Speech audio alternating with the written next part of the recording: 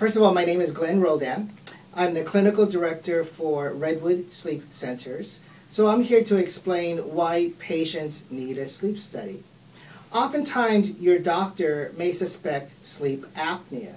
And sleep apnea is a disorder where one stops breathing during sleep.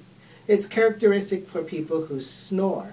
So basically, your doctor wants to have a formal sleep study because he wants to know what stage of sleep you're in, how long your respiratory events or apneas are occurring, how loud is your snoring, and so forth.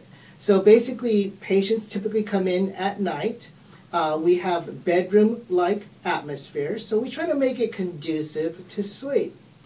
So basically, technicians will greet the patient, hook them up with all these monitoring devices. The monitoring devices that we have are EEG leads to record brain wave activity, so we can determine whether you're awake and or asleep, as well as what stage of sleep. We record eye movements to determine whether you're in rapid eye movement sleep or not. We record chin and muscle activity for snoring, as well as periodic limb movements during sleep or leg jerking.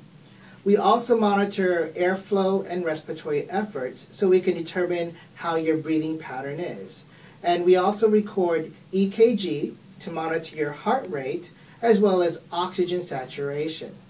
The total hookup takes about 30 minutes. Once a hookup is completed, we encourage patients to try to go to sleep. During the night, you may have either a diagnostic study, a split night study, or an all-night titration study. So a diagnostic study is for the technician just to see how you're sleeping, how loud your snoring is, any pauses in breathing or witnessed apneas.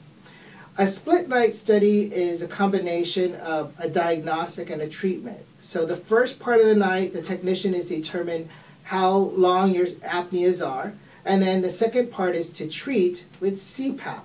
And CPAP stands for Continuous Positive Airway Pressure. It's a little mask you would wear over your nose only when you go to sleep. And the way the CPAP works, it works like a pneumatic splint.